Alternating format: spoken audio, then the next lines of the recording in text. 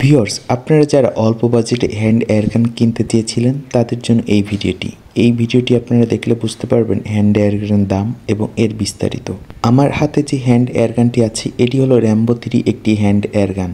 এই hand এয়ারগানটির accuracy যথেষ্ট ভালো এবং পাওয়ারও মোটামুটি খারাপ না।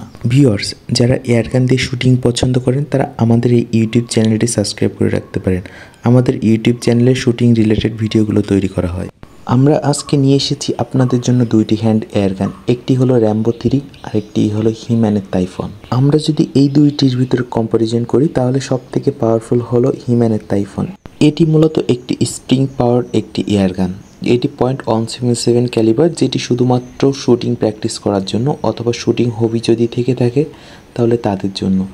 .177 ক্যালিবার দিয়ে কখনো শিকার করা সম্ভব না, বাংলাদেশ আইনে শিকার নিষিদ্ধ। আমরা যদি হিম্যান টাইফনের ইফেক্টিভ রেঞ্জ সম্পর্কে বলতে চাই তাহলে এটির ইফেক্টিভ রেঞ্জ আছে প্রায় 30 থেকে 40 মিটার, যেটি আমরা যদি ফুটে ব্যবধান করি তাহলে এটির ব্যবধান হবে 65 থেকে 100 ফিট। এটির টার্গেট 50 মিটার পর্যন্ত যেতে পারে, কিন্তু সেক্ষেত্রে আপনাদের নিশানা কখনোই ঠিক থাকবে না। .177 ক্যালিবারের যে কোনো প্লেট এটিতে ব্যবহার করা যেতে পারে। তার জন্য সবথেকে ভালো হবে ফ্ল্যাট হেড টাইপের প্লেটগুলো, যেগুলোকে আমরা সাধারণত ম্যাটস প্লেট বলে থাকি। আমরা যদি একটু বেশি পেনিট্রেট করার ক্ষমতা বা বেশি আঘাত করার ক্ষমতা দেখতে চাই তাহলে আমাদেরকে অবশ্যই পয়েন্টেড প্লেট ব্যবহার করতে হবে। আর লং রেঞ্জ শুটিংয়ের জন্য অবশ্যই স্ট্রিং প্লেটটা ব্যবহার করা ভালো, এটিতে রেঞ্জ অনেক বেশি দিবে। এটিতে একবারে মাত্র একটি প্লেট ব্যবহার করা যায়। এগুলো সিঙ্গেল শট। তাছাড়া শুটিংয়ের জন্য আমাদের কাছে যতগুলো এয়ারগান আছে সেগুলো সবগুলোই সিঙ্গেল শটের এয়ারগান। এটিতে প্রতিবারে গুলি লোড করে তারপর শুটিং করতে হয়, তার মানে এটিতে কোনো ধরনের ম্যাগাজিন থাকে না। এখন একটি গুরুত্বপূর্ণ কথা হলো এটি কারা ব্যবহার করবেন। এটি তারা ব্যবহার করবেন যাদের শুটিং সম্পর্কে শখ আছে, যারা শুটিং নিয়ে কাজ করতে চান, যাদের এই হ্যান্ড এয়ারগান সম্পর্কে আগ্রহ আছে, তারা এটি ব্যবহার করতে পারবেন। এখন আমরা এটিতে জি স্মিথের একটি প্লেট ব্যবহার করে দেখব। এটি ডিমোট টাইপের একটি প্লেট।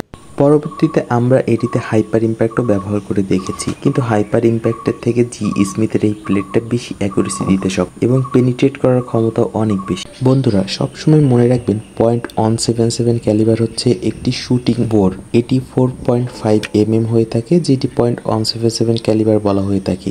এটি দিয়ে শিকার করা সম্ভব না। .22 ক্যালিবার হলেও শিকার করা সম্ভব, কিন্তু সেটি খুবই কঠিন একটা ব্যাপার। আর বাংলাদেশ আইনে শিকার করা একদম অবৈধ। এক্ষেত্রে আপনার শাস্তির সম্মুখীন হতে পারেন। এবার একটু ভালো করে লক্ষ্য করুন এয়ারগানটিতে কিভাবে প্লেট লোড করতে হয়। এটি খুবই সহজ একটি ব্যাপার।